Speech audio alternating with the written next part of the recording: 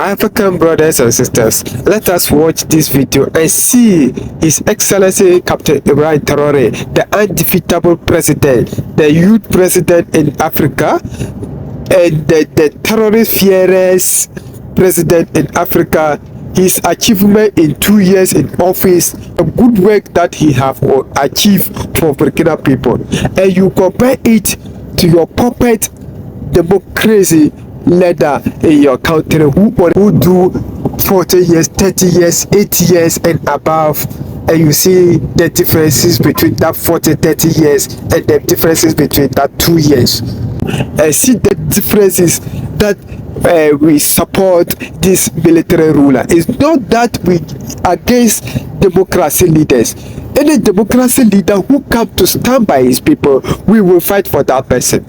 Any democracy leader who come to against the interests of the people, we will against you more than you against us. Watch the video and see the good work he have achieved for Burkina people. And this one shows that leaders in Africa don't want to liberate us. Not that they don't have the capital to mobilize to liberate us, just that they are there for their own selfish interests. Let us watch the video. Could have felt he was joking, especially given the dirty record of African puppet leaders who simply promised their people while eating with the Western colonial robbers on the same table. Captain Ibrahim Traore is a different breed of leaders. Within the 2 years, his government has launched plans to develop a holistic railway network across the entire country. The project, termed FASO Rail, will link all the provincial capitals across the country to boost trade and economic growth. This amazing project is 75% to stimulate trade, improve transportation infrastructure, and reduce the cost of goods and services across the country. The project, that is 75% government-owned and 25% open to private investment, will establish a railway manufacturing and assembly plant in Bobo-Dioulasso. The project will also see Burkina Faso manufacture train wagons, produce and lay train rails, and process steel waste in the country. Amazingly, the government of Captain Ibrahim Traore aims to complete the project with 18 months with a total budget of 70 billion CFA francs. This project is projected to boost trade, create jobs, and improve the overall quality of life of the Burkinabe people. Over the 2 years, the government of Burkina Faso, under the guidance of Captain Ibrahim Traore, also launched the Burkina Faso Atomic Energy Agency.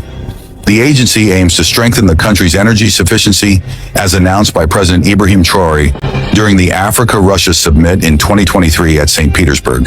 This new investment in atomic energy will see the West African country construct a nuclear plant to reduce reliance on fossil fuels and traditional sources of energy while accelerating industrial development, improving access to electricity to thousands of Burkinabes who have lived in darkness for decades, and overall economic growth of the country.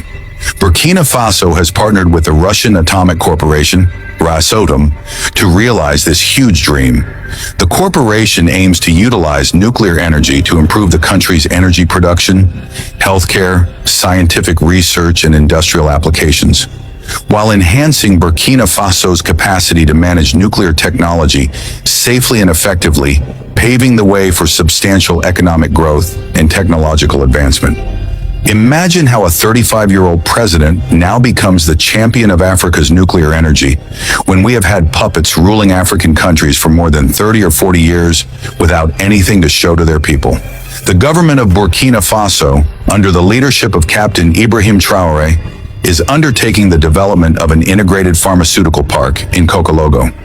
Once completed, the park will be the biggest pharmaceutical park in Africa. According to President Ibrahim Traore, Africa needs to be self-reliant and must stop importing medicines. Rather, they should be made within the continent. The government of Burkina Faso has already secured land, and groundworks are ongoing for the project code named Pharmaceutical Technopole in Kokologo. The 5-year project is projected at a total cost of about 70 billion CFA francs. The project, that aims to improve access to quality health products for both animals and human health, will also avail a number of jobs to the youth of Burkina Faso, besides boosting the economy and studies into new medical technologies. When you hear this kind of development by a young leader like Ibrahim Traore, you feel you want to slap your old puppet leader who has been in power for decades with millions of unfulfilled promises, right? Captain Ibrahim Traore is keen to making Burkina Faso a self-reliant country by promoting local production and discouraging imports. Burkina Faso is one of Africa's biggest gold-producing country, whose gold has been flown away, resulting in missed business opportunities. The government of President Ibrahim Traore has undertaken an ambitious initiative to establish a domestic gold refinery. The facility will increase national revenue through value addition, create jobs, and ensure that wealth generated from natural resources remains within the country, thus accelerating economic growth. Burkina Faso also produces large amounts of tomatoes that have traditionally been exported to Ghana and other West African countries where, as the country imports tomato puree from European countries.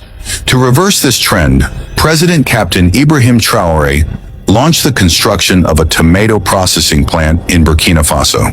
The plant will ensure creation of jobs, value addition to the country's tomato, and reduced reliance on imported tomato puree, hence fostering economic growth. Get virtual phone numbers from the USA, UK, and Canada, making it look like you're just around the corner, not... Within the 2 years of leadership, Captain Ibrahim Traore has launched the mobile health clinics that are offering free healthcare to the most rural areas of the country. The mobile clinics are equipped with state-of-the-art technology to conduct cervical cancer screening, radiology, and general medical care. Under his leadership, Burkina Faso has been able to complete its biggest hydroelectricity dam project. That promises to increase access to electricity while reducing reliance on fossil fuels. The dam is also estimated